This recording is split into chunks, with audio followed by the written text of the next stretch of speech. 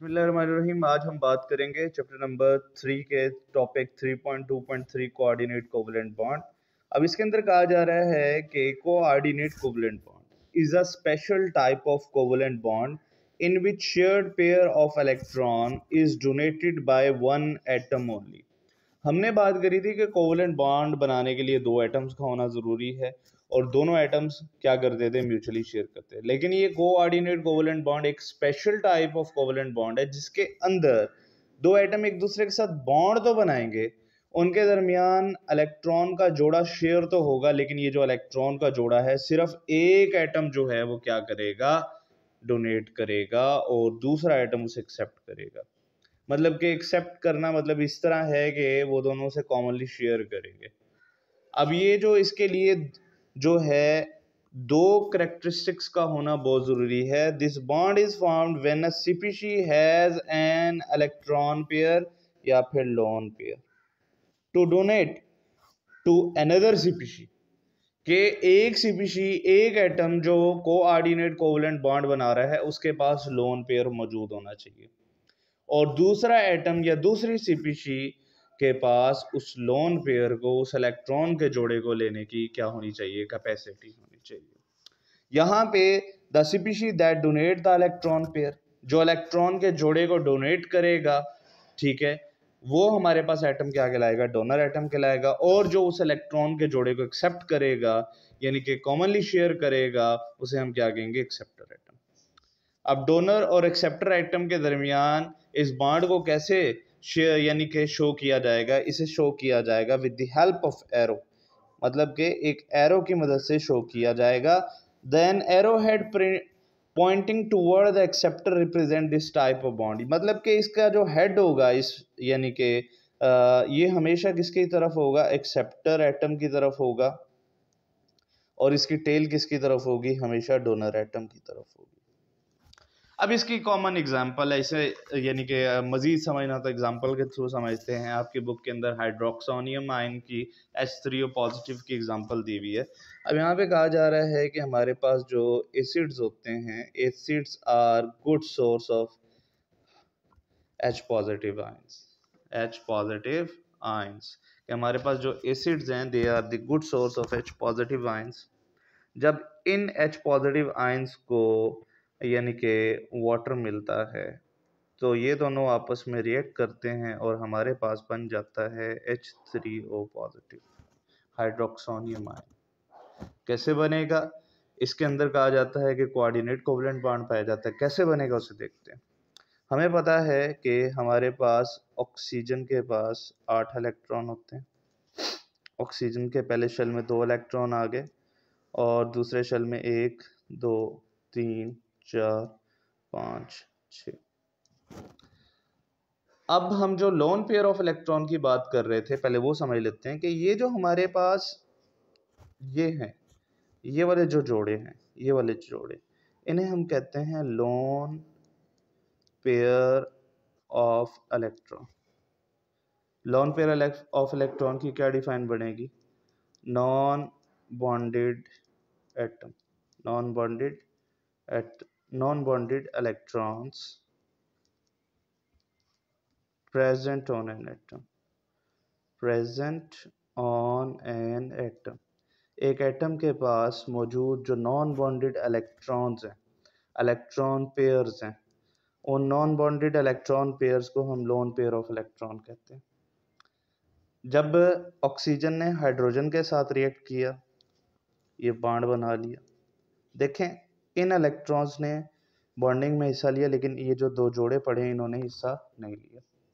तो होता क्या है कि ये पानी की मैं आउटर मोस्ट इलेक्ट्रॉन बना रहा हूँ, ठीक है, मतलब आउटर मोस्ट शेल के इलेक्ट्रॉन बना रहा हूँ। ये हाइड्रोजन के साथ ऑक्सीजन हमारा स्टेबल हुआ है।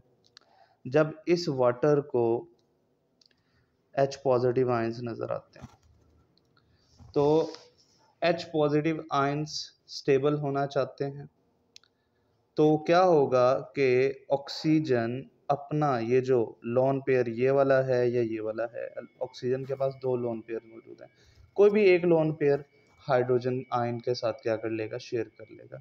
तो जब ये होगा कुछ ऐसा नज़र आएगा। ये पहले शेल में ऑक्सीजन के 2, दूसरे में 1 2 4।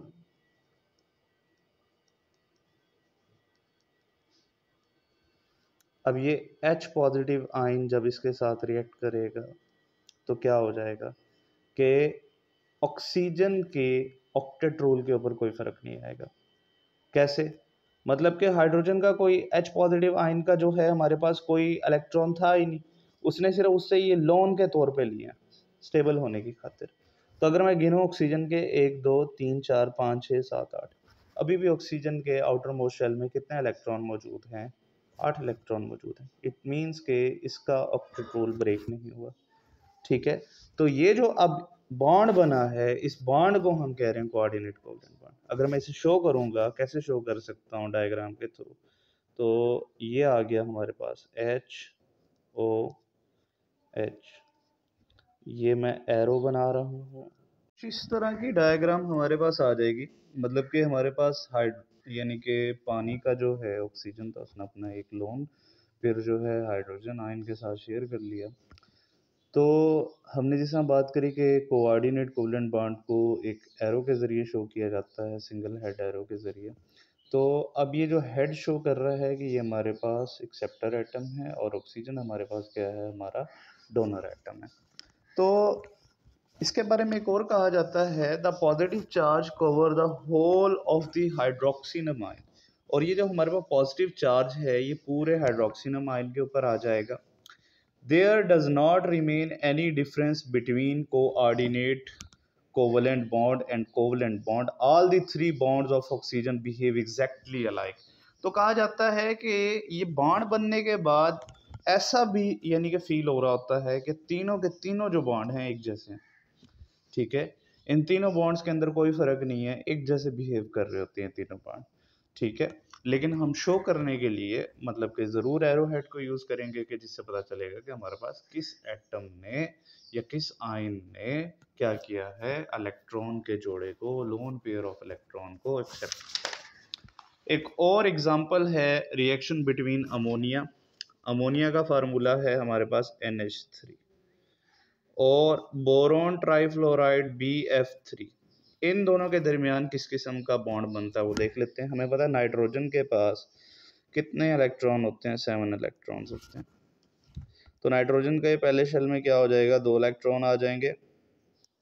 दूसरे शेल में 1 2 3 4 5। ठीक है, नाइट्रोजन के साथ एक हाइड्रोजन लगेगा, नाइट्रोजन स्टेबल होने की तरफ चला जाएगा, एक और हाइड्रोजन स्टेबल, एक और हाइड्रोजन स्टेबल। मतलब कि NH3 फॉर्म में आप देख रहे हैं कि यहाँ पे एक इलेक्ट्रॉन पेयर मौजूद है और ये जो इलेक्ट्रॉन पेयर है ये नॉन बॉन्डेड है। ये क्या है, नॉन बॉन्डेड। तो हमारे पास जो हमारा मेन चीज होगी जिसे हम कह रहे हैं कि lone pair of electron, lone pair of electron, वो किसके पास मौजूद है, हमारे पास नाइट्रोजन के पास मौजूद है। चेक करते हैं क्या BF3 में बोरोन के पास क्या ये लोन पेयर ऑफ इलेक्ट्रॉन मौजूद होगा या नहीं। बोरोन के पास जो है हमारे पास देख लेते हैं कितने इलेक्ट्रॉन मौजूद हैं। बोरोन के पास जो है 5 इलेक्ट्रॉन मौजूद होते हैं। बोरोन के पहले शेल में 2 आ जाएंगे और दूसरे शेल में 1 2 3। फ्लोरीन के पास 9 होते हैं। पहले शेल में फ्लोरीन के आ जाएंगे, यहीं बना लेते हैं, पहले शेल में फ्लोरीन के 2 आ जाएंगे, दूसरे शेल में 1 2 3 4 5 6 7। 7 और 2 9 हो गए। मतलब कि फ्लोरीन के पास एक इलेक्ट्रॉन की कमी है। तो फ्लोरीन क्या करेगा, इसके साथ शेयरिंग ऑफ इलेक्ट्रॉन करेगा, बॉन्ड बना लेगा। एक और फ्लोरीन इसके साथ लगेगा और वो इसके साथ बॉन्ड बना लेगा। एक और फ्लोरीन इसके साथ लगेगा और इसके साथ क्या कर लेगा, बॉन्ड बना लेगा। लेकिन अब अगर मैं गिनता हूँ तो वो यानी कि फ्लोरीन तो सारे स्टेबल हो गए, क्या बोरोन स्टेबल है? बोरोन के पास आउटर मोस्ट शेल में 1 2 3 4 5 और 6 इलेक्ट्रॉन मौजूद हैं। मीन्स के बोरोन के पास 2 इलेक्ट्रॉन्स की या एक इलेक्ट्रॉन पेयर की क्या है, डेफिशिएंसी है। क्या है, डेफिशिएंसी है। तो क्या करेंगे कि नाइट्रोजन जो है अपना जो इलेक्ट्रॉन का जोड़ा है वो किसे दे देगा, जिसे हम लोन पेयर का नाम दे रहे हैं, वो दे देगा इसे BF3 को। तो हम कुछ इस तरह इसे रिप्रेजेंट करेंगे, HNH,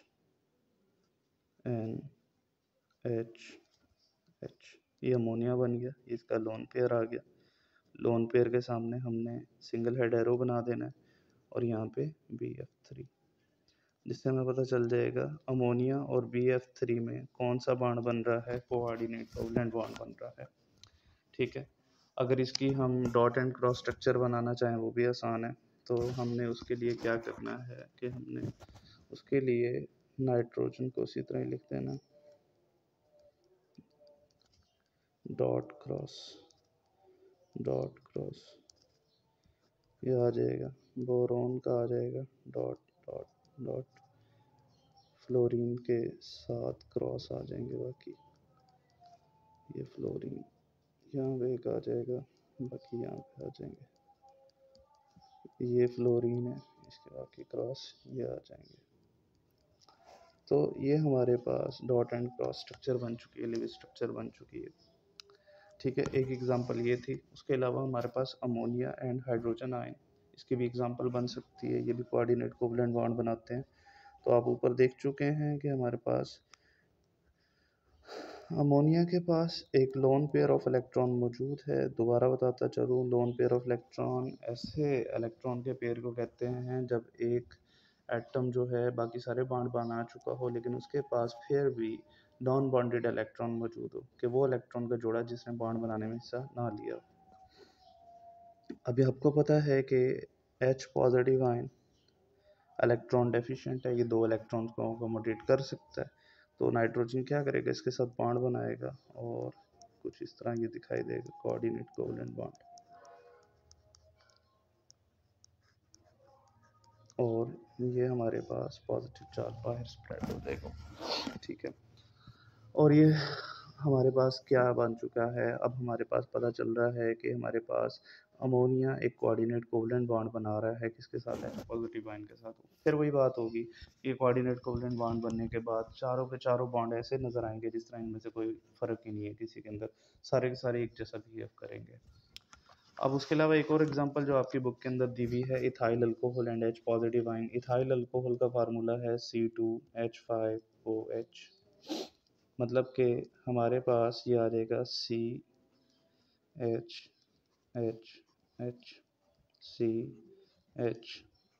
मतलब कि C2H5, 1 2 3 4 5।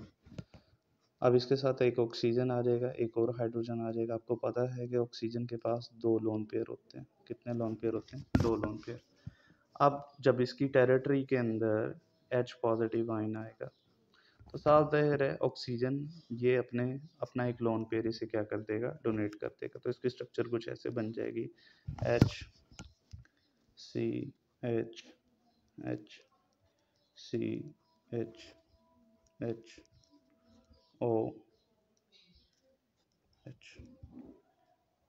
और ये कुछ इस तरह बन जाएगा हमारे पास। तो इससे जाहिर होगा कि हमारे पास ऑक्सीजन अपना जो लोन पेयर है वो किसे डोनेट कर रहा है, H पॉजिटिव आयन को, और पॉजिटिव चार्ज क्या हो जाएगा, बाहर आ जाएगा। तो इस तरीके से हमारी जितनी भी बुक के अंदर एग्जांपल्स थी कोऑर्डिनेट कोवलेंट बॉन्ड की, वो सारी की सारी कवर हो गई हैं। उम्मीद है कि आपको समझ में आया होगा। अगर कोई क्वेश्चन हो तो आप ज़रूर पूछ सकते हैं।